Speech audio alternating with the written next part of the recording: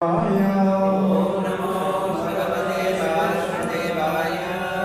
नमो भगवते वासुदेवाय।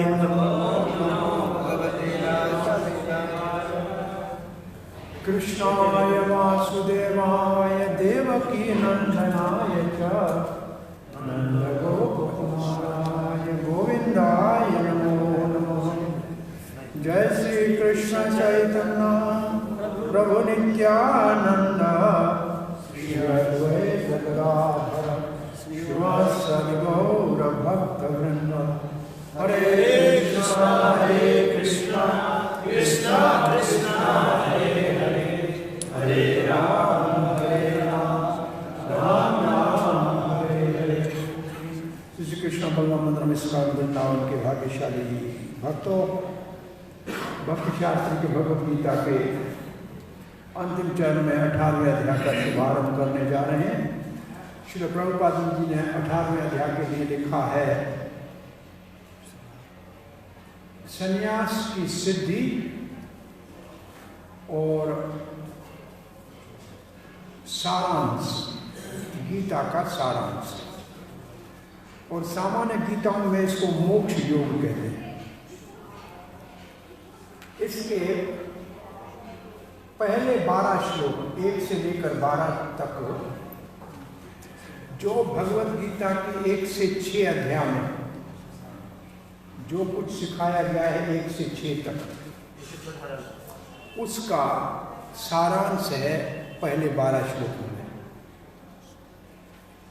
और विशेष रूप से देखा जाए तो पहले 6 अध्यायों में निष्काम कर्म योग कैसे ज्ञान से होता हुआ योग से भक्ति तक पहुंचता है। तो इसका पहला श्लोक अर्जुन का प्रश्न है। अर्जुन वाच संन्यास्य महाबाहो तत्त्वमिच्छामि वेदितुम् त्यागस्य ऋषिकेश इस श्लोक में बताओ कृष्ण के संबोधन कितने? 2 महाबाहो महाभाव है, ऋषिकेश है, केशनिशूदन है। 3 है, ठीक है। 3 संबोधन है, उसका भी महत्व है। 3 संबोधन है। अरे केसी निशूदन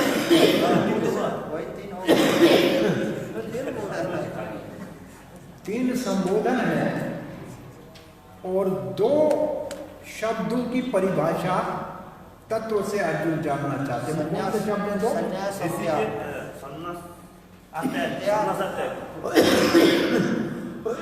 संन्यास और त्याग।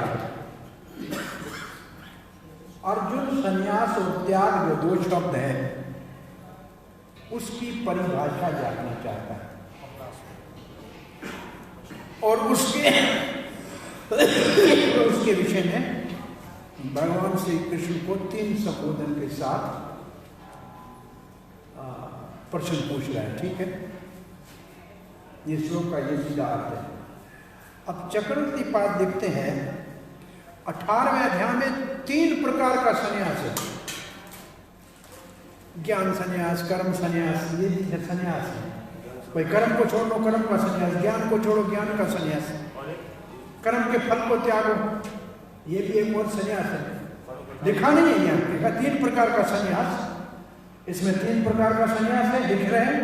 और लिखा है ज्ञान और कर्म, और लिखा है मुक्ति की परिभाषा है इस अध्याय में, और भक्ति सर्वश्रेष्ठ है और गुह्यतम है। ये इस अध्याय में मिलेगा आपको। तो अध्याय में क्या मिलेगा? 3 प्रकार का संन्यास, कर्म संन्यास, ज्ञान संन्यास और मुक्ति। सन्यासी जो मुक्ति चाहते हैं,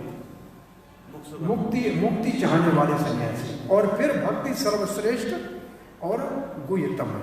ये है 18वें अध्याय में।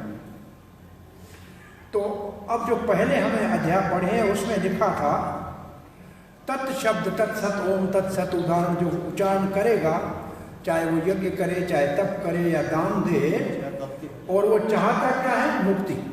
वो मुक्ति चाहता है तत् उच्चारण करते हुए। किससे मुक्ति चाहता है? अतत से, जो सत्य तत् नहीं है। तत् है भगवान और अतत है जगत। तो जगत के बंधन से जो मुक्त होकर और मुक्ति चाहता है वो ओम तत्सत का उच्चारण करता है। इसके लिए सीधा है कि ये है सन्यासी।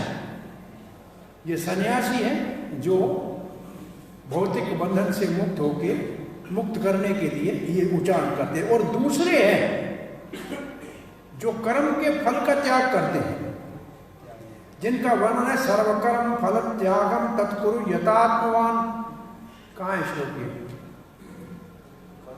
12वें का 11वां, 12 के 11 में त्याग शब्द है। देखो क्या लिखा है 12 के 11 में? सर्वकर्म फल त्यागम तत्कुरु यथात्मवान, है ना। अब इसका क्या? तो सब प्रकार के कर्मों का फल त्याग करना ध्यान पूर्वक, उसको त्याग कहते हैं। ये दूसरे है ना इसका मतलब। तो इसका मतलब दो अर्थ हो गए। और फिर कहते हैं अर्जुन इन दो के बीच में अंतर जानना चाहता है। तो संन्यास और त्याग के अगर अलग अर्थ है तो हमको समझाइए, और अगर अलग नहीं है, एक है, तो भी हमको स्पष्ट करके बताइए। ऋषिकेश क्यों कहते हैं कि इंद्रियों के स्वामी हो? तो मेरे अंदर जो ये प्रश्न पूछने की जो जिज्ञासा है, ये भी तो आपने किया। आप ही हमारी बुद्धि को प्रेरणा देते हैं, तब हम पूछते हैं।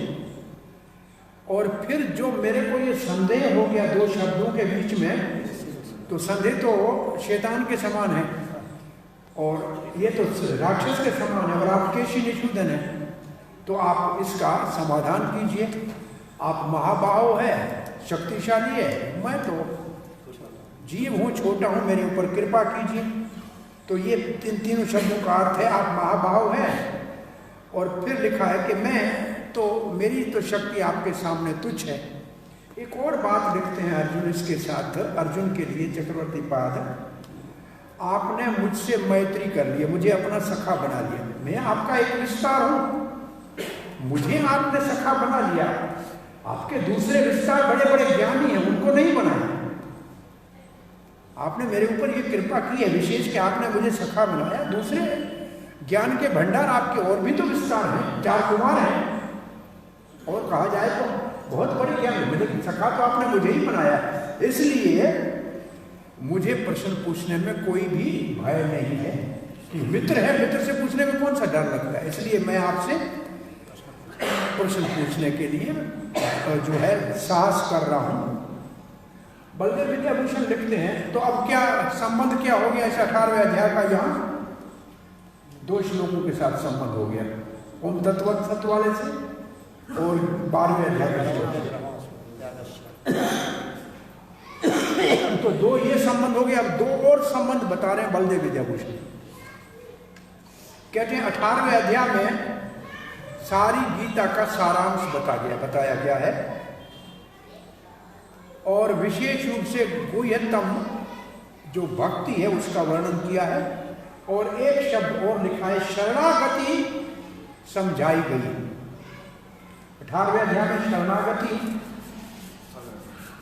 भक्ति गुह्यतम है, ये है, और सारे गीता का सार है। तो अर्जुन को संदेह किसके ऊपर है? 2 शब्दों के ऊपर है। पहला क्या है? संन्यास। बोला ये संन्यास कहाँ सुना था? तो संन्यास सुना था 5 के 13 में। 5 के 13 में संन्यास के लिए शब्द क्या है? सर्वकर्माणि मनसा संन्यस्यासते सुखम वशी नवद्वारे पुरे देहि। इसके बाद ये लिखा है, याद है 9 के 13 में संन्यास शब्द है। 5 के 13 में। हाँ, तो इसमें पहले क्या लिखा है? सर्वकर्माणि मनसा संन्यस्यासते सुखम वशी नवद्वारे पुरे देहि न कुर्वन् न कार्यन्। ऐसे लिखा है। ठीक है। अब त्याग कहाँ है? तो ये कहते हैं त्याग है 4 के 20 में। त्यागात् कर्म फला संगम त्यक्त्वा कर्म फला संगम नित्य तृप्तो निराश्रय। देखो ये है कि 4:20 में क्या है? त्यक्ता कर्म फलम त्यागम, फिर क्या है? नित्य तृप्तो निराश है, निर्ममो निरंकार, ऐसे नहीं क्या है? कर्मणि अभी प्रवृत्तो अपि नैव किंचित करोति। अच्छा, तो ये है त्याग की परिभाषा गीता में। त्यक्त्वा कर्म फला संगम नित्य तृप्तो है, नहीं निराश नहीं है।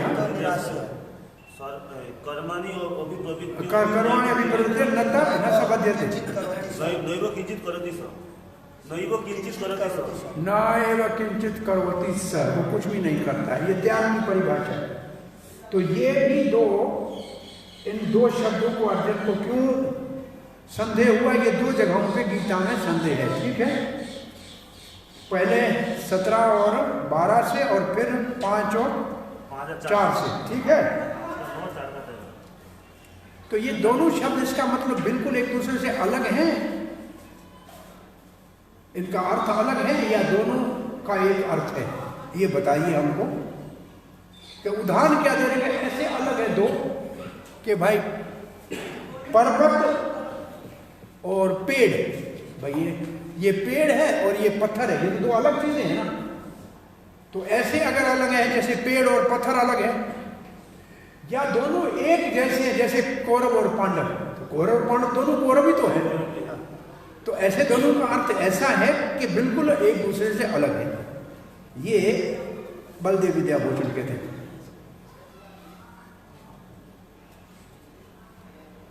हे महाबाहु कृष्ण ऋषिकेश, क्योंकि आप बुद्धि के सारे कार्य का संचालन करते हैं, मेरे मन में संदेह हो गया है और आप केशव निषूदन है, आप संदेह का समाधान कीजिए।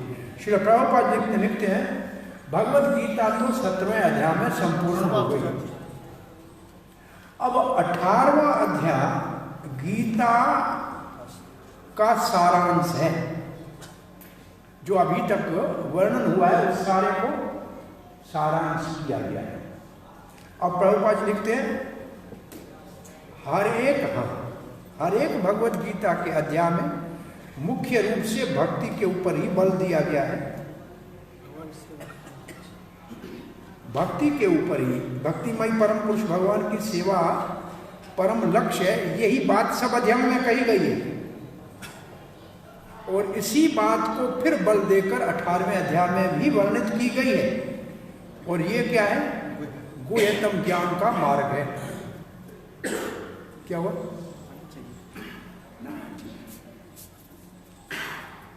और अब देखिए, एक प्रभुपाद जी बात लिखते हैं कि सब जगह कोई मन कहे पूछेगा कहाँ लिखा है सब जगह भक्ति, तो प्रभुपाद जी 2 उदाहरण दे रहे हैं।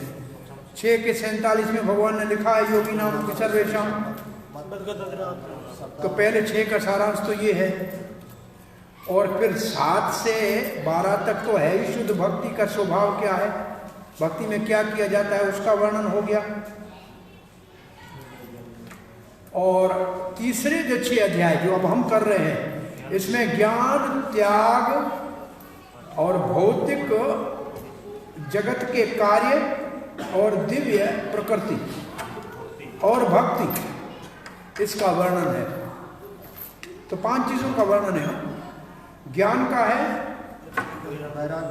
त्याग का है, भौतिक कार्यों का है, दिव्य, क्या लिखा है? दिव्य भक्ति से पहले ट्रांसनेचर एंड डिवोशनल सर्विस,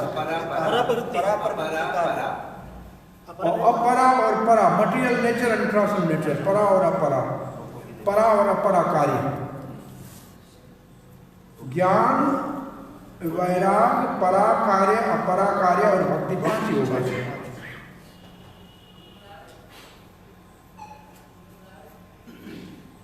तो सारे कार्य भगवान के संबंध में करने चाहिए, और इसके लिए 17वें अध्याय में ओम तत्सत कहा गया था।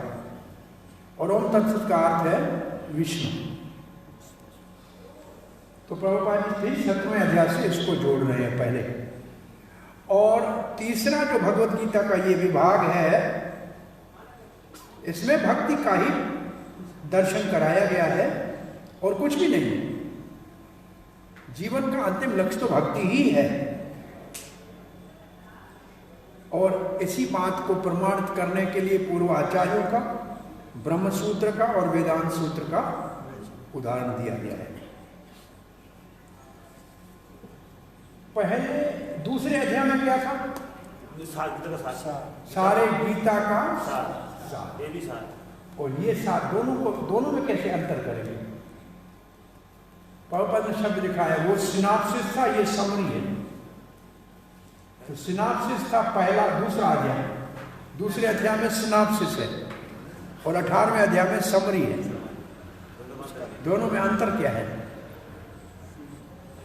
सिनाप्सिस का मतलब है कोई थोड़े में बात लोगों को समझाई जाए, फिर कोई प्रश्न पूछे उसके ऊपर विस्तार करके वर्णन किया जाए, और फिर जब सब समझाया जाए तो फिर सब का उपसंहार करके थोड़े में बताया जाए।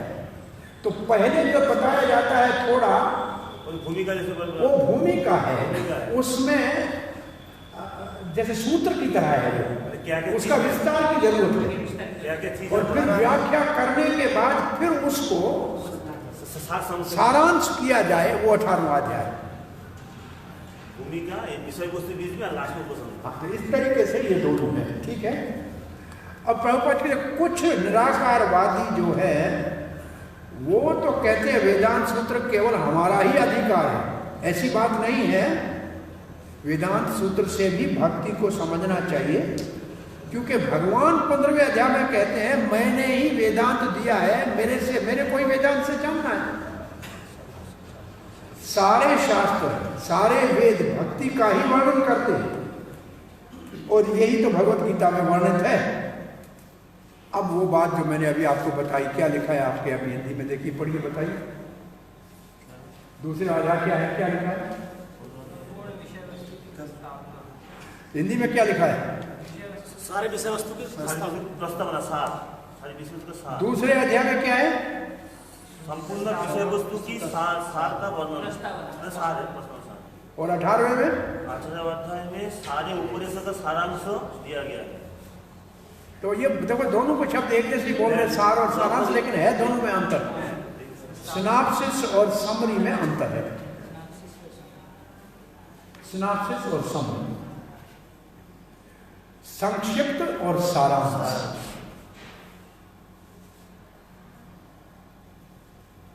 अब जीवन का लक्ष्य क्या लिखा है, देखो जरा। जीवन का लक्ष्य है,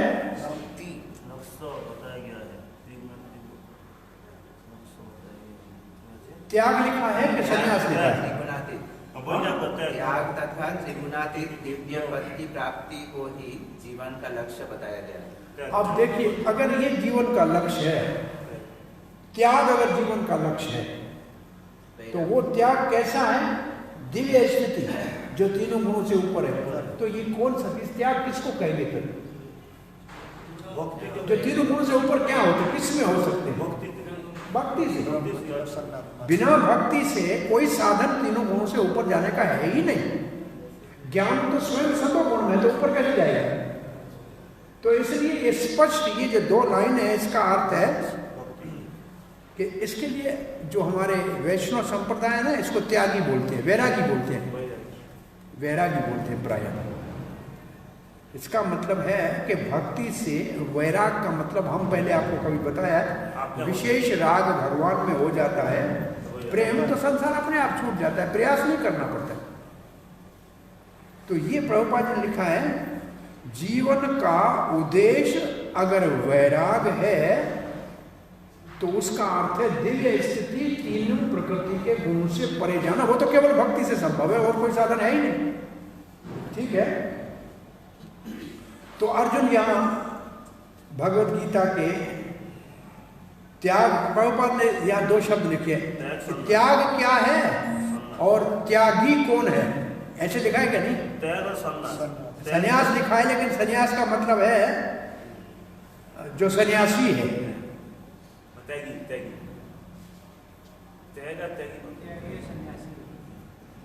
और ऋषिकेश और ऋषिधन का प्रभुपाद जी ने अर्थ लिखा है, जो हम पहले कह के आए वही अर्थ है। भगवान ने केशी राक्षस का वध किया था।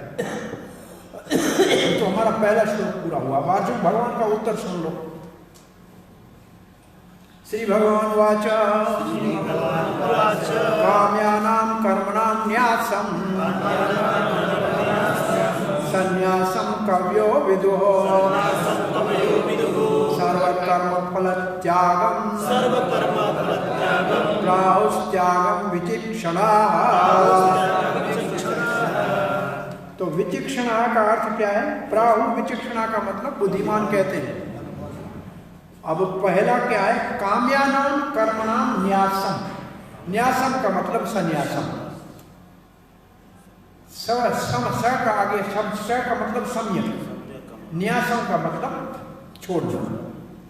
संन्यास स का मतलब सब पूर्ण रूप से छोड़ना। क्या छोड़ना? काम्य कर्म। तो काम्य कर्म क्या है? अच्छा, कर्मों के लिए कुछ शब्द है वेदों में। एक को कहते हैं काम्य कर्म, एक को कहते हैं नित्य कर्म, एक को कहते हैं नैमित्तिक कर्म। ऐसे कर्मों की परिभाषा है। तो काम्य कर्म किसको कहते हैं? पुत्र की प्राप्ति के लिए यज्ञ करना, स्वर्ग की प्राप्ति के लिए यज्ञ करना, इसको काम्य कर्म करने। काम्य कर्म का मतलब कर्म जिसके फल का इच्छा करके कार्य किया जाए, उसको त्यागने को संन्यास कहते हैं। इसका अर्थ सन्यासी को नित्य कर्म करने, जैसे गायत्री जपनी, संध्या वंदन करना, ऐसा नहीं, वो नहीं छोड़ सकता। नित्य कर्म नहीं छोड़ेगा, केवल काम्य कर्म छोड़ेगा। ठीक है। अब कहते हैं बुद्धिमान इसको संन्यास कहते हैं। और त्याग किसको कहते हैं? सर्वकर्म फल त्याग। इसका मतलब काम्य कर्म के फल को भी त्याग देगा और नित्य कर्म के फल को भी त्याग देगा। कोई भी कर्म है उसके फल को सब कर्मों के फल को तब त्याग देगा कि जितने भी कर्म है, नित्य हो, नैमित्तिक हो, आपत्काल हो, कोई भी, उसको त्यागी कहते हैं बुद्धिमान। तो दोनों में अंतर हो गया कि नहीं हो गया? काम्य कर्म ये समस्त कर्म करते हैं, समस्त कर्म के फल का त्याग है। इसका मतलब कर्म करेगा लेकिन फल में आसक्ति नहीं, वो काम्य कर्म ही छोड़ देगा लेकिन नित्य कर्म करेगा। तो दोनों में अंतर है। चक्रवर्ती पाद लिखते हैं दोनों में शब्दों के अर्थ अलग अंतर बता रहे हैं। न्यास जो कामनाओं से काम किया जाता है, इसके लिए श्लोक बताया है। जैसे पुत्र कामो यजेत, स्वर्ग कामो यजेत, पुत्र की कामना के लिए यज्ञ करे। ये श्रोत सूत्र होते हैं, इसको कहते हैं श्रौत सूत्र, वेदों में है। तो इन कर्मों को सन्यासी को नहीं करने। इसका मतलब ये नहीं है कि नित्य कर्म छोड़ेगा। संध्या वंदन आदि नित्य कर्म है शास्त्र में, और सबको करने पड़ेंगे। काम्य कर्म को छोड़ना चाहिए, ये ठीक है।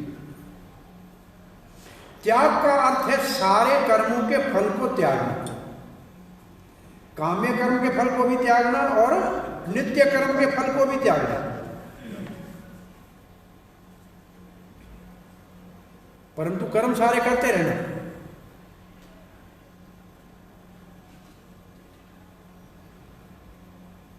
उन कामों को नहीं छोड़ना, कर्म को नहीं छोड़ना, कर्म के फल को छोड़ना। तो दोनों में अंतर हो गया ना। एक में काम्य कर्म छोड़े जाते हैं और दूसरे में सारे कर्मों के फल को त्यागा जाता है। और श्रुति में इसके लिए भी लिखा है कर्मणा पितृलोक, क्योंकि अगर आप नित्य कर्म भी करोगे तो भी उसका फल तो होता ही है। नित्य फल का कर्म का एक फल है, पितृलोक मिलेगा। धर्मेण पापम अपनोदति, और धर्म के ऊपर नित्य कर्म करोगे तो पाप नाश होगा। तो ये भी तो फल है ना, तो फल तो मिलेगा ही। तो इसलिए नित्य और काम्य दोनों कर्मों के फल को त्यागने वाले को त्यागी कहते हैं। वो कर्म करता है परंतु फल नहीं देता। ये महानारायण उपनिषद में लिखा है। इसका अर्थ है त्यागी सारे काम्य कर्म करेगा, नित्य कर्म करेगा, परंतु फल की इच्छा नहीं। परंतु सन्यासी जो है वो नित्य कर्म तो करेगा पर काम्य कर्म त्याग देगा। ये है दोनों में अंतर।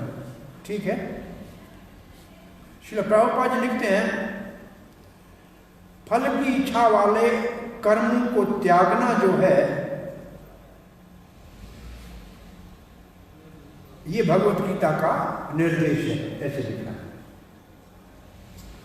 परंतु वो कार्य जो आध्यात्मिक ज्ञान में उन्नति के लिए है, उनको नहीं छोड़ने चाहिए, ये आगे वाले श्लोकों में कहा जाएगा। वैदिक साहित्य में बहुत से निर्धारित साधन हैं, यज्ञ है, और उनका कुछ विशेष उद्देश्य है। जैसे कुछ यज्ञ पुत्र प्राप्ति के लिए है, धन प्राप्ति के लिए है, स्वर्गलोक के लिए है, इन सबको छोड़ना चाहिए। ये वही बात हो गई ना, ये सन्यास की परिभाषा चल रही है। परंतु ऐसा यज्ञ जो हृदय की शुद्धि के लिए है, अंतःकरण की शुद्धि के लिए है, आध्यात्मिक विज्ञान में उन्नति के लिए है, उसको नहीं छोड़ना चाहिए। ये है नित्य कर्म। नित्य कर्म को नहीं छोड़ना चाहिए और काम्य को छोड़ना। तो ये सन्यास की परिभाषा चल रही है। देखो, ये प्रभुपाद जी के इस टुकड़े में सन्यास की परिभाषा चल रही है। पहले पढ़ के आए इसलिए आसान लग रहा है, और त्याग की परिभाषा प्रभुपाद ने दी नहीं है, सन्यास का ही दिया है। अब तीसरा श्लोक पढ़ते हैं। त्यागम दोषवदिति एके कर्म प्राहुर मनीषिणः यज्ञ दान तपः कर्म न त्याज्यम इति चापरे। त्याज्यम दोषवदि इति एके। एक तो ऐसे हैं कुछ लोग जो कहते हैं क्योंकि दोष है कर्मों में इसलिए त्यागना चाहिए। कौन से कर्म? कर्म प्राहुर मनीषिणः। जो मननशील है प्राय वो कहते हैं कि कर्मों में दोष है इसलिए कर्मों को त्यागना चाहिए, और मतलब कर्मों को त्याग। दूसरे जो हैं वो कहते हैं च अपरे, दूसरे कहते हैं यज्ञ दान तप ये कर्म कभी भी नहीं त्यागना चाहिए। तो इसका अर्थ क्या हुआ? तो दो मत वाले लोग हो गए। एक मत इस मत के लोग हैं जो कहते हैं सब कर्मों में दोष है इसलिए छोड़ देना चाहिए। दूसरे कहते हैं कर्म छोड़ने की जरूरत नहीं है, जो कर्म अच्छे हैं वो कभी नहीं छोड़ने चाहिए। विशेष रूप से 3 नाम लिखे हैं, यज्ञ तप दान कर्म न त्यजेत। अब चक्रवर्ती पाद लिखते हैं दूसरों का राय क्या है वो भगवान दे रहे हैं, अपना नहीं दे रहे। दूसरे जो शास्त्र में राय है उनके राय दे रहे हैं, और किस विषय में राय दे रहे हैं? त्याग के विषय में, क्योंकि त्याज्य में दोनों विषय। त्याग के विषय में, त्याग के विषय में भगवान अन्य विद्वानों का या मुनियों का राय दे रहे हैं। सांख्या वाले जो हैं ये है मनीषिण। मनीषिण कौन से हैं? सांख्या दर्शन के, सांख्या दर्शन वाले ज्ञानी। वो कहते हैं जो भी कर्मों का वर्णन शास्त्र में है उन सब में दोष है, क्योंकि उसमें हिंसा है। जैसे पशु हत्या है, यज्ञ करेंगे तो हिंसा है, और भी कुछ अवगुण है, इसलिए सारे ही पूर्ण रूप से त्यागने चाहिए। ये कौन कहता है? सांख्य वाले। और जो दूसरे हैं मीमांसिक, अपरे हैं मीमांसिक, ये 6 दर्शन है उसकी बात है। उसमें से मीमांसिक कहते हैं कि यज्ञ है, दान है, तप है जो शास्त्रों में, इनको नहीं छोड़ना चाहिए, ये छोड़े नहीं जा सकते। तो चक्रवर्ती पाद ने हमको इन दोनों का, कौन वैसे कहते हैं उन दोनों का हमको थोड़ा जानकारी दे दी। पहले सांख्या वाले हैं और दूसरे मीमांसा वाले हैं। श्रील प्रभुपाद लिखते हैं कि वेदों में ऐसी बहुत से विषय हैं जिनके ऊपर क्या लिखा है, जिनके ऊपर मतभेद है। जैसे पशु हत्या यज्ञ में करना, कुछ लोग कहते नहीं करनी चाहिए, कभी भी नहीं करनी चाहिए, तो बहुत घृणित कार्य है, जो करो किया है। परंतु वेदों में लिखा हुआ है।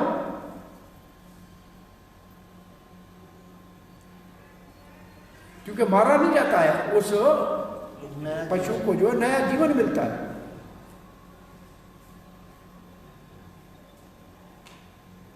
कभी कभी उसको नया जीवन, कभी कभी वो मानव शरीर में जाता है। प्रभुपाद लिखते हैं ये अलग विचार है संतों के। कुछ कहते हैं कि पशु हत्या पूर्ण रूप से त्यागनी चाहिए, और कुछ कहते हैं कुछ तो यज्ञ करने ही चाहिए। परंतु भगवान के इसके विषय में अपना राय नहीं दे रहे हैं अभी तक, दूसरों का राय है।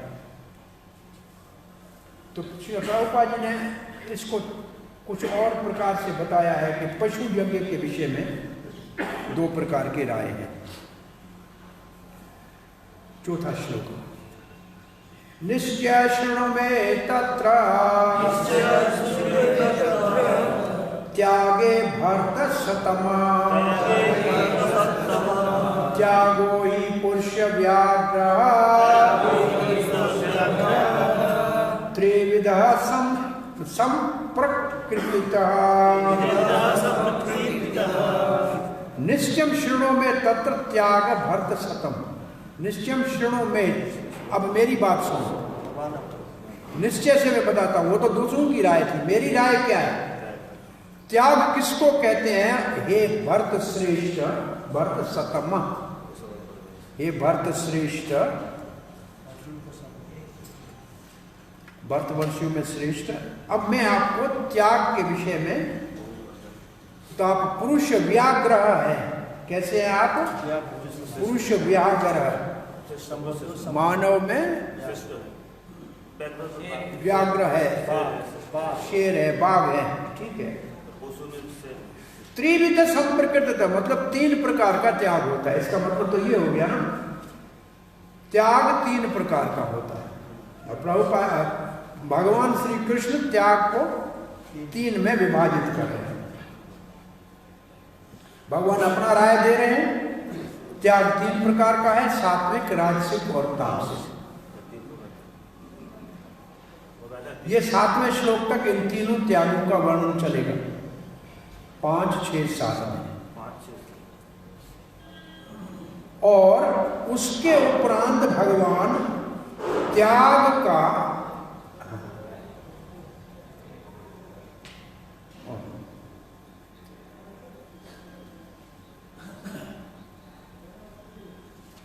और फिर भगवान तमोगुण के त्याग का विशेष वर्णन करेंगे।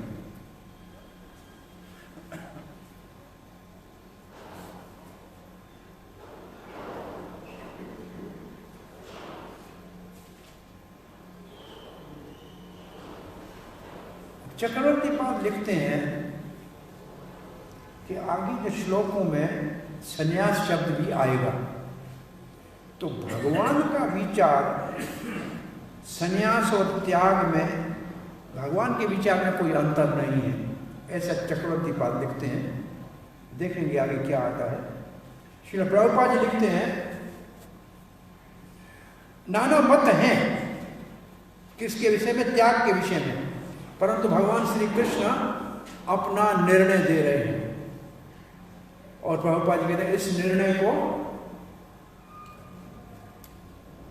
क्या समझना चाहिए?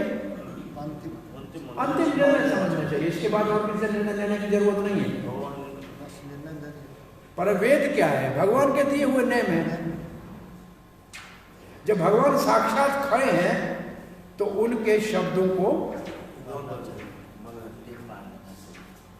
अंतिम शब्द मानना चाहिए। तो 3 प्रकार का त्याग होता है प्रकृति के गुणों के अनुसार। 5वां श्लोक, यज्ञता यज्ञ दान तप कर्म न त्याजम कार्यम एवता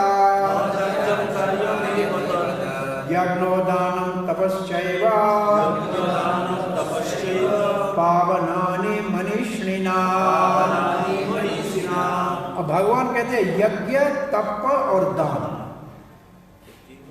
ये जो कर्म है ये कभी भी त्यागना नहीं चाहिए। एवतत, कभी इनको त्यागना नहीं चाहिए। और फिर दोबारा कहते हैं ये तीनों कर्म बड़े बड़े मनुष्यों को भी पवित्र करने वाले हैं। जो पवित्र है उनको भी पवित्र करने वाले हैं, तो ये कभी नहीं छोड़ने चाहिए। चक्रवर्ती पाद लिखते हैं भगवान के अनुसार कुछ काम्य कर्म जो करना चाहिए या नहीं करना चाहिए जरूरी नहीं है। जैसे कुछ यज्ञ है, दान है, तप है, और जो सात्विक हैं अपने स्वभाव में है उनको तो करना ही चाहिए, परंतु फल की इच्छा नहीं रखनी चाहिए। सात्विक प्रकृति के यज्ञ करने चाहिए बिना फल की इच्छा। ये एक पहली बात कहते हैं। और दूसरे श्लोक में संन्यास में काम्य कर्म छोड़ने को कहा गया था, और यहां कहा गया है कुछ काम्य कर्म किए जा सकते हैं परंतु फल की इच्छा छोड़कर। ये दोनों में अंतर है, ये इस श्लोक में कहा गया है। यज्ञ तप दान सदा करना चाहिए क्योंकि वो चेतना को पवित्र करते हैं। प्रभुपाद जी का इसके तात्पर्य में एक बात बहुत विवाह वाली प्रसिद्ध रूप से प्रसिद्ध है। प्रभुपाद लिखते हैं योगियों को सब वो कार्य जो मानव समाज में उन्नति के है वो करने चाहिए। मानव समाज में उन्नति के सारे कार्य योगियों को करने चाहिए। ऐसे लिखा है ना, देखो किताब में पढ़ते चलो साथ में। बहुत ही कैसे कार्य हैं? आध्यात्मिक जीवन में उन्नति के लिए मानव के लिए कौन से कार्य हैं? क्या लिखा है? अनेक संस्कार है। ये 16 संस्कार है, ये तो कभी नहीं छोड़ने चाहिए। अब प्रभुपाद कहते हैं इन 16 संस्कारों में एक विवाह संस्कार है।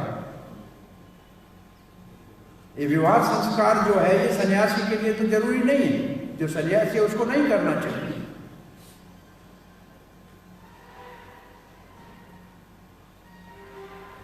अपना घर छोड़ दिया, परिवार छोड़ दिया, तो फिर वो किसी के विवाह के लिए किसी को क्यों कहेगा कि करो?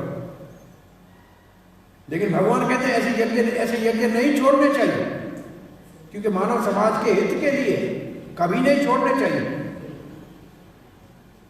ये विवाह संस्कार जो है मानव समाज को नियम में चलाने के लिए, उसके मन को नियंत्रण करने के लिए है, ताकि वो शांत रहे और आध्यात्मिक उन्नति करे।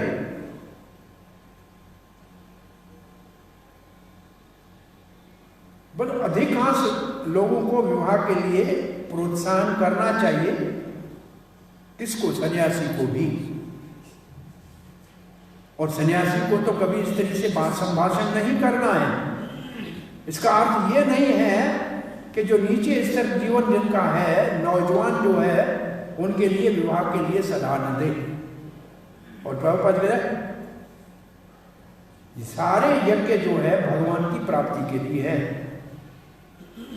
इसलिए जब नीचे स्तर पे है तो उनको नहीं छोड़ना चाहिए। अब इसमें प्रभुपाद जी का ये लिखने के पीछे भाव ये है कि प्रभुपाद जी सन्यासी होते हुए विवाह का यज्ञ किया, पहला और कौन करेगा? जो पहले प्रभुपाद ने वो सतस्वरूप दास को का विवाह किया, क्या नाम उसके साथ, जजुरानी के साथ, जानकी और मुकुंदा का विवाह किया, तो ये प्रभुपाद ने विवाह किया। तो सन्यासी को विवाह नहीं करने का काम है। फिर तो प्रभुपाद यहाँ लिखते हैं क्योंकि उन नौजवान वैसे ही साथ घूम रहे थे, वो तो पाप कर्म था, कम से कम उनको नियमित तो किया। तो सन्यासी का ये काम नहीं है, परंतु भगवान कहते हैं ये नहीं छोड़ने चाहिए समाज में। इसलिए मैं करता हूँ, इसलिए लोग निंदा भी करें तो मुझे उसकी परवाह नहीं है, क्योंकि मैं ये कर रहा हूँ भगवान के आदेश के अनुसार। अब प्रभुपाद कहते हैं ऐसे इसी प्रकार से दान है, वो भी हृदय को पवित्र करता है। सही व्यक्ति को दान दिया जाए, जैसे पहले कहा गया है 17वें अध्याय में, तो आध्यात्मिक उन्नति होती है। छठा श्लोक, एतानि अपि तु कर्माणि संगम त्यक्त्वा फलानि च कर्तव्यानि इति मे पारक निश्चितं मतम् उत्तमम्। एतानि अपि तु कर्माणि, ये सारे कर्म, निश्चितम कर्तव्याम इति, इन सबको करना चाहिए, इन सारे कर्मों को करना चाहिए। कैसे? संगम त्यक्त्वा।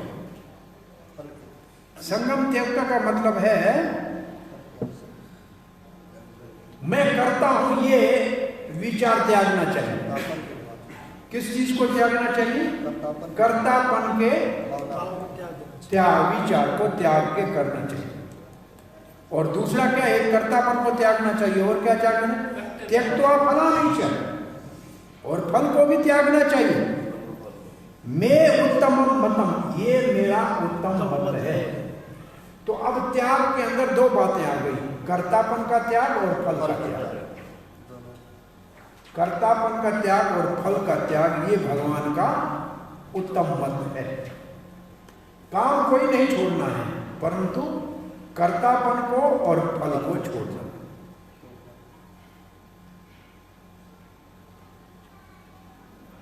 मंदिर बनाना ये भी तो कार्य है, इतना बड़ा कार्य चल रहा है।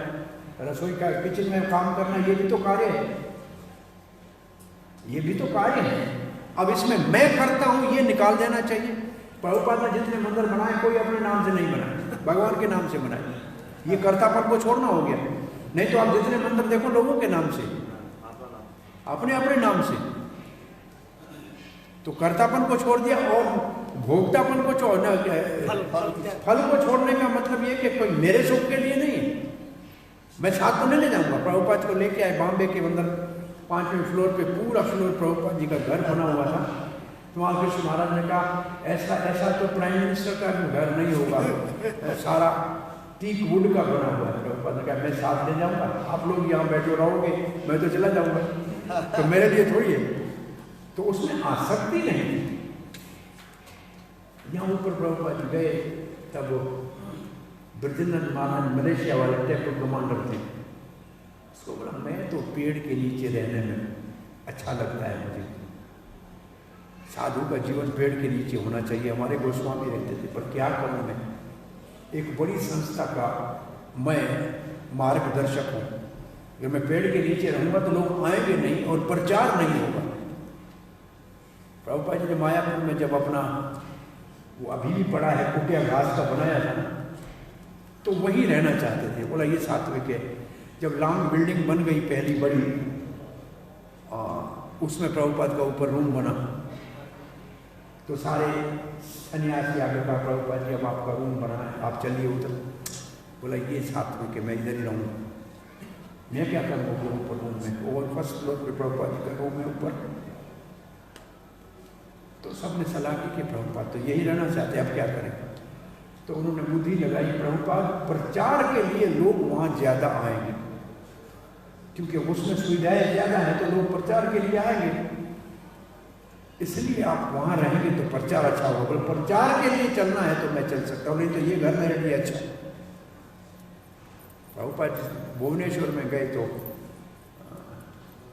गोधर्म स्वामी महाराज ने उनके लिए किसी अच्छे गेस्ट हाउस में व्यवस्था की। तो कहने ये तो राजसी के, मैं यहाँ नहीं रहूँगा, मेरा शिष्य रह जाए। बोला महाराज वो तो झूपड़ी में रहता है, वहाँ घास। बोला मैं उसके साथ रहूँ। और प्रभुपाद कोई 2 हफ्ते से ज़्यादा उधर ही उसी कुटिया में साथ में रहे। ये जो है त्याग है, और बहुत सिंपल जीवन। यही वृंदावन में प्रभुपाद जी एक हाथ में छाता और एक हाथ में भिक्षा का पात्र लेके जाते थे, मधुपुरी करते थे। ये तो वही गोस्वामी भी ब्राह्मणों के घर से मधुपुरी लाते थे। एक हाथ में पात्र होता था, एक हाथ में छाता होता था। पहले बंसी गोपाल मंदिर में रहते थे, 2 साल रहे बंसी गोपाल मंदिर में। गए कभी आप गए देखा है बंसी गोपाल मंदिर? ऊपर में प्रभुपाद के ऊपर रहे। हाँ? रूम देखने नहीं देता, ऊपर में रूम है नहीं, रूम को खत्म कर दिया। आप तो पहले उधर रहते थे, फिर जब ये निर्मलानंद गोस्वामी के पिताजी ने कहा कि यहाँ आके रहो, तो प्रभुपाद ने कहा यहाँ लोग ज़्यादा आते हैं, प्रचार के लिए अच्छा है, फिर रूप गोस्वामी का यहाँ जीव गोस्वामी का स्थान है, तो प्रभुपाद जी यहाँ आके रहे। तब तो आए कुछ थी नहीं, तो प्राय वो एक बार ही निकलते थे छाता हाथ में लेके, और जो है वो भिक्षा का पात्र लेके जो मिल जाता था फिर आके एक बार आ लेते थे बस। शुरू ऐसे भी प्रभुपाद ये इस त्याग का जीवन भी बिताए। तो ये फल की इच्छा नहीं है, इतने बड़े बनाने के बाद भी किसी के ऊपर अपना नाम नहीं, विचार नहीं। संस्था के लिए तो सब नियम बनाए, लेकिन अपने को उससे ऊपर रखा। एतानि तु कर्माणि संगम त्यक्त्वा फलानि च कर्तव्यानि पार्थ निश्चितम मतम उत्तमम। तो 2 शब्द हैं, संगम त्यक्त्वा और फलानि च। कर्तव्य को छोड़ना, कर्तापन को छोड़ना और फल को त्यागना। बलदेव विद्याभूषण इस श्लोक के ऊपर लिखते हैं, ये श्लोक कहता है यज्ञ आदि कैसे करना चाहिए जिससे हम पवित्र होंगे। तो पवित्र होने के लिए कार्य कैसे करना चाहिए? कार्य तो करना चाहिए, परंतु कैसे करना चाहिए जिससे हृदय पवित्र होगा, अंतःकरण पवित्र होगा, चेतना पवित्र होगी। 2 चीजों को छोड़ने से, क्या? कर्तापन और फल को छोड़ने से। तो पहले संगम का मतलब मैं करता हूं ये छोड़ दिया, कि मैंने किया है ये छोड़ दिया, और दूसरा फलानि च। तो संगम को कहते हैं कर्तापन और फलानि को कहते हैं फल। जैसे फल क्या है कि इससे स्वर्ग लग जाऊंगा, पितृ लोग जाऊंगा, ये सब छोड़ दिया। तो ये सब काय के लिए कर रहे हो? भगवान की प्रसन्नता से। भगवान ने लिखा है शास्त्र में, इसलिए कर रहा हूं। ये है उत्तम मत भगवान का, और ये है निश्चय। ये निश्चित है, निश्चय है, उत्तम मत है। ये त्याग के विषय में भगवान ये भगवान का निर्णय है त्याग के विषय में। किस विषय में ये निर्णय है? त्याग के विषय में भगवान का ये निर्णय है।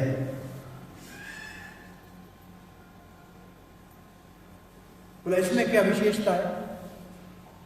बोला इसमें विशेषता ये है कि कर्तापन का भी त्याग। पहले श्लोक में कर्तापन का त्याग नहीं था, दूसरे में वहां तो सिर्फ त्याग था फल का, लेकिन यहां कर्तापन का जो त्याग है ये जोड़ के भगवान अपना मत दे रहे हैं। तो अब त्याग की परिभाषा आप बताइए क्या होगी? कर्तापन के कर्म तो करे, कर्तापन का त्याग करे और फल का त्याग करे, उसको त्याग माना जाता है। और ये त्याग बड़े बड़े विद्वानों को भी पवित्र कर देता है। अब प्रभुपाद जी के लिखते हैं सारे ही यज्ञ पवित्र करने वाले हैं, परंतु उनके फल को त्यागना चाहिए।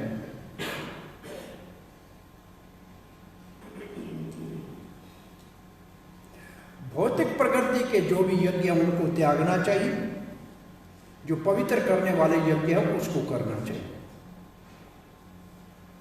प्रभुपाद ने इसका 2 विभाजन किया है। भौतिक प्रगति वाले कार्यों को करने, यज्ञों को करने की जरूरत नहीं है, आध्यात्मिक उन्नति वाले यज्ञ करने चाहिए।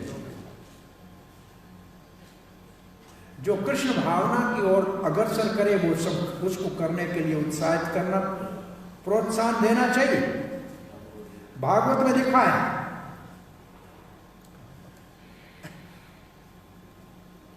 और धर्म का ये सबसे उच्च स्तर है। कहां लिखा है भागवत में? इसको कहां से ढूंढे?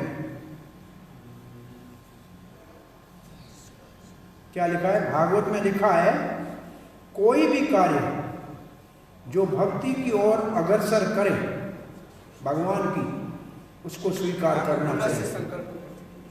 यही धर्म का उच्चतर क्या है? धर्म का उच्चतर क्या है? क्राइटेरियन इसमें है। कहाँ लिखा है भागवत में? कहाँ मिलेगा? हम तो कोई कहीं विचार है किसी को, कहाँ है भागवत में ये?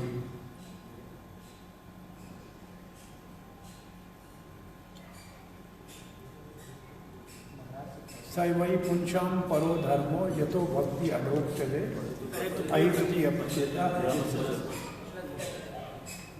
क्योंकि प्रभुपाद ने कहा धर्म का क्या लिखा? धर्म का क्या लास्ट लाइन क्या है? पढ़ोगा? धर्म की सर्वोच्च कसौटी। धर्म की सर्वोच्च कसौटी है। ये शब्द को अगर पकड़े तो फिर तो सवई पुंसाम लगता है। इस धर्म को पकड़े क्योंकि वो परो धर्म है, छठा श्लोक। तभी क्योंकि वो सारे कार्य भक्ति में लगाए जा सकते हैं।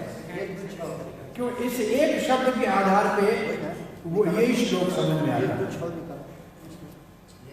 वही है ना, 1-6 क्या? 1-6 प्रभु। ये लास्ट लाइन को देख के ऐसे लगता है खोल के देखिए कि सारे धर्म की सर्वोच्च कसौटी है, तो सारे धर्म की कसौटी तो वही है, परो धर्म, वही लगता है इस दृष्टि से। भगवान के भक्त सब प्रकार के कार्यों को स्वीकार करते हैं, सब यज्ञ दान आदि सबको स्वीकार करते हैं, और वो जो भक्ति के सहायक है उनको करते ही रहते हैं। 7वां श्लोक पढ़ रहे हैं। नियतस्य तु संन्यासः कर्मणो नोपपद्यते मोहाद् तस्य परित्यागात् तामस परिकीर्तितः न उपपद्यते। इसके लिए कोई भी सलाह नहीं दी गई है। किसके लिए? संन्यासः तो सन्यासी के लिए भी ये उचित नहीं है। क्या? नियतस्य कर्मणः। नियत कर्म का मतलब है, नियत कर्म किसको कहते हैं? भगवान का भोग, देखो क्या लिखा शब्दार्थ से प्रभुपाद ने क्या लिखा? भगवान का भोग, भोजन बनाना, निर्दिष्ट भगवान- कार्य, निर्दिष्ट कार्य, निर्दिष्ट कार्य। इसके लिए हमने पहले शब्द क्या पढ़ा था? जो नित्य कर्म है, संध्या वंदन आदि। तो वो जो है सन्यासी को नहीं छोड़ने चाहिए, इसका अर्थ ये हुआ। भगवान का भोग, मोहात् तस्य परित्यागो। मोह के कारण अगर इसको छोड़ता है तो फिर वो तामसिक कहा जाएगा, तो उसका त्याग तामसिक होगा। क्या हिंदी में पढ़िए प्रभुपाद ने क्या लिखा है? निर्दिष्ट कर्तव्य को कभी नहीं त्यागना चाहिए।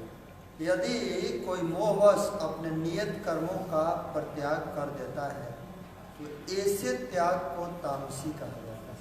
तो ये त्याग तामसिक कौन सा है? मोहवश। मोहवश त्याग। चक्रवर्ती बलदेव विद्याभूषण लिखते हैं, अब भगवान 3 प्रकार के त्याग का वर्णन करने जा रहे हैं, और ये 3 श्लोकों में होगा। काम्य कर्म को छोड़ना चाहिए क्योंकि वो बंधन में डालेंगे। काम्य कर्म का मतलब क्या था? पुत्र प्राप्ति, स्वर्ग प्राप्ति का कर्म काम्य कर्म, उसको छोड़ना चाहिए क्योंकि वो बंधन का कारण है। परंतु कभी भी नित्य और नैमित्तिक कर्म को नहीं छोड़ना चाहिए। अब कौन से हैं? तो कहते हैं रोज के 5 यज्ञ हैं। बलदेव विद्याभूषण कहते हैं रोज के 5 यज्ञ हैं। कौन से रोज के 5 यज्ञ हैं?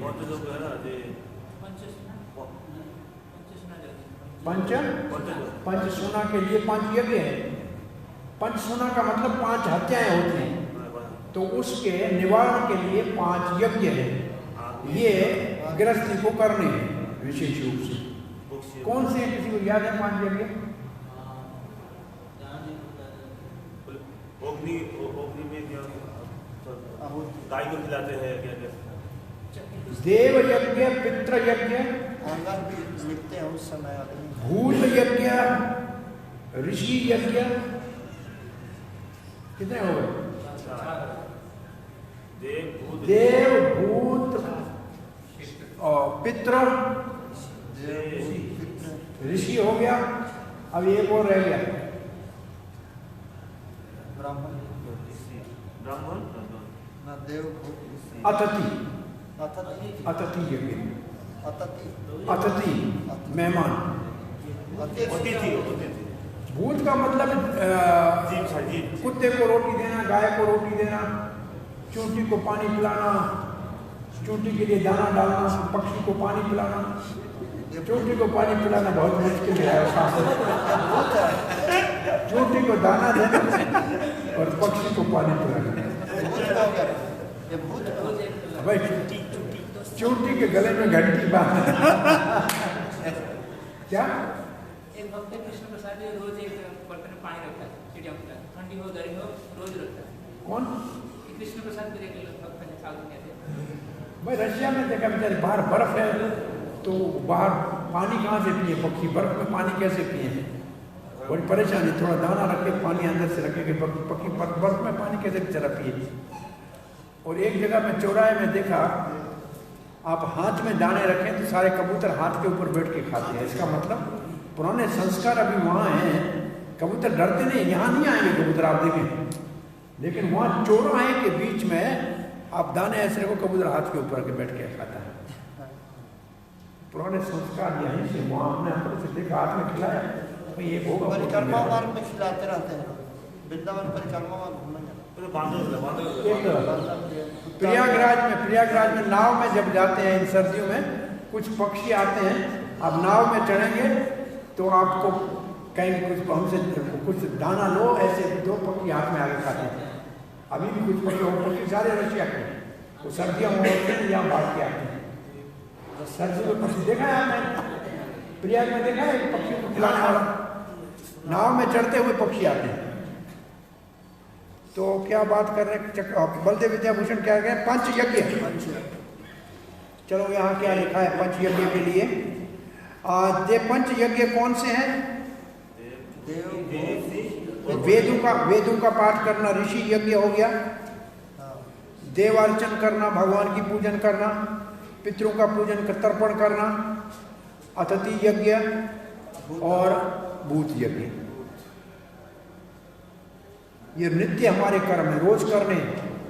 और नैमित्तिक कौन से हैं? जैसे एकादशी है, ऐसे खास पूर्णिमा है, ये नैमित्तिक है, जो नैम साल में आते रहे। इनको कभी नहीं छोड़ना चाहिए, क्योंकि ये पवित्रता और मुक्ति के साधन है। क्योंकि इन्हीं के अंदर ही ज्ञान समाया हुआ है। यह आत्म साक्षात्कार के मार्ग के लिए आवश्यक है।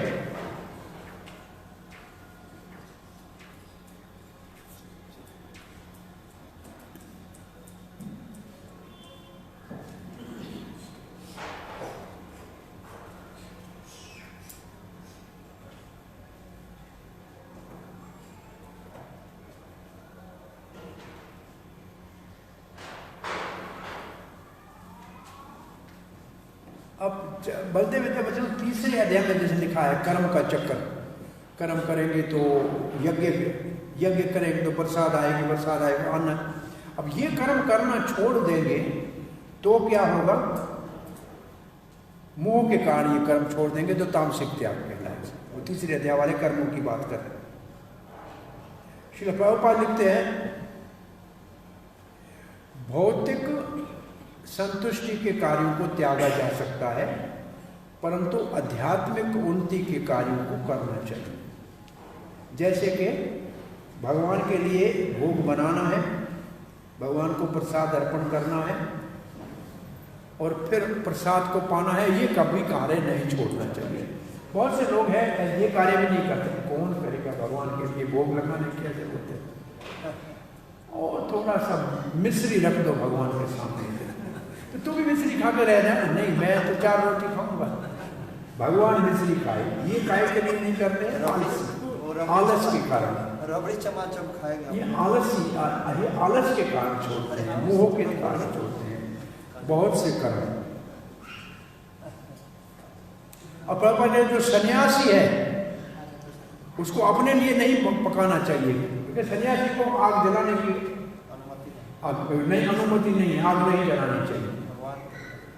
प्रभुपाद ने सन्यासी को आग जला के अपने लिए नहीं पकाना चाहिए, परंतु भगवान के लिए तो बना सकता है, उसका मन तो नहीं। ऐसे ही सन्यासी को विवाह नहीं कराना चाहिए, परंतु अपने भक्तों का कृष्ण भावना में कराता।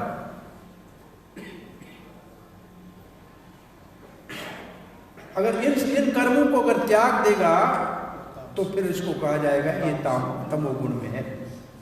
प्रभुपाद ने 2 उदाहरण दिए हैं, भोग बनाने के कर्म को छोड़ना और जहाँ लड़के लड़कियां दोनों शिष्य बने विवाह करना है तो विवाह न कराना, कहीं नहीं कराना, कहीं भी चले जाओ, तो ये तामसिक है। एक श्लोक और पढ़ लेते हैं। दुःखमित्येव यत्कर्म काय क्लेश भयात् त्यजेत सत्कृत्वा राजसं त्यागं नैव त्याग फलं लभेत। ये काम करने से बड़ा दुख लगता है, बहुत काया को कलेश मिलता है, शरीर को बहुत पीड़ा आती है। इस भय के कारण कार्य छोड़ दे तो उसको राजसिक त्याग कहा जाएगा। नैव त्याग फलम लभेत, उसको त्याग का फल नहीं मिलेगा, हृदय शुद्ध नहीं होगा। तो इसके लिए बलदेव विद्याभूषण कहते हैं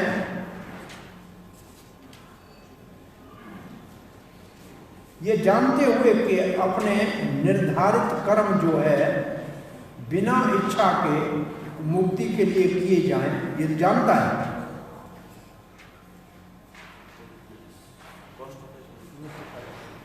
अगर मुक्ति का इच्छुक इन कार्यों को भय के कारण छोड़ दे कि शरीर में तकलीफ होगी, काया कलेश भयात्।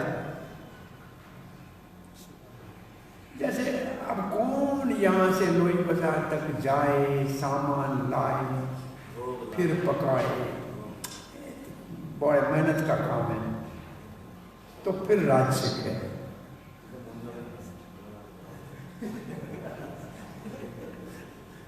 तो वो त्याग का फल जो ज्ञान है उसको प्राप्त नहीं होगा। आप कोई उदाहरण दीजिए, प्रभुपाद का तात्पर्य पढ़ते हैं। प्रभुपाद कहते हैं जो कृष्ण भावना में कार्य करता है उसको पैसा कमाना नहीं छोड़ना चाहिए इस भय के कारण कि मैं कोई सकाम कर्म कर रहा हूं। अगर काम करने से पैसा आता है जिसको कृष्ण भावना के कार्यों में लगाया जा सकता है और सुबह सवेरे उठ जाता है और कृष्ण भावना में आगे बढ़ता है, तो भय के कारण ऐसे कामों को दुखदायी करके नहीं छोड़ना चाहिए। ऐसा अगर त्याग करेगा तो राजसिक कहलाएगा और इसका दुखदायी फल रहेगा, इसको त्याग का फल नहीं मिलेगा। अब इसका उदाहरण तो इतना ही करते हैं, कल यहाँ से आगे बढ़ेंगे। राजसिक आप बताइए कोई ऐसा कर्म है जिसको आप राजसिक कारण से करते हैं? अभी ठंडा का समय आएगा तो जल्दी उठने को सोचे रजाई के अंदर ही रहेगा। कुकिंग करना बहुत मुश्किल है। इसलिए बोलते मैं सब सिंपल खाऊंगा, कोई बात नहीं, ऐसी तरह बोल जगह खा लूंगा, जो कि नहीं करता। ज्यादा भोग नहीं, इच्छा है अच्छा सा खाऊंगा, लेकिन कुकिंग बहुत झमेला है, झंझट है। उदाहरण दे रखो सर, सामान जाता नहीं। काया कलेश भयात्, काया के शरीर के दुख के भय के कारण नियमित भगवान की सेवा के भक्ति की उन्नति के कार्यों को छोड़ना राजसिक त्याग है। दोनों देखना चाहिए हम कब बहुत समय ऐसे कार्य करते हैं जिसमें आलस के कारण, अगर आलस के कारण करेंगे तो तामसिक हो जाएगा और कष्ट के कारण करेंगे तो राजसिक हो जाएगा। मंगलवार की ठंडी में नेट पे देख लेगा सोते सोते। क्या वो शीशा में कह रहा है कि कलेश है ज्यादा जाने में, बाहर में ठंडी इसे लोग को भेजेगा, खुद नहीं जाएगा। बोलेगा बहुत अच्छा है, बहुत बात अच्छा सोचेगा, लोग को भेज देगा, खुद नहीं जाएगा। ये पहले के वैदिक साहित्य के राजा महाराजा पहले हाथी के ऊपर चढ़ के अपने ध्वजा के साथ आगे खड़ा होता था युद्ध में, तो पीछे सैनिक खड़े होते थे। अब तो राजा तो घर में सोया होता है, बेचारे सैनिक मर नहीं जाते। तो ये सब ऐसा हाल हो गया है। जब तक स्वयं नहीं आगे बढ़ के शिक्षा के लिए दूसरों को सिखाएगा नहीं।